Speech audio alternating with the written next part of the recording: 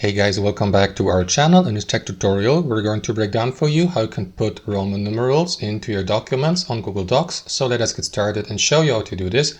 So head over to your document on Google Docs and let's convert, for example, that number here, the year 2025, into Roman numerals. So let me skip to the next line.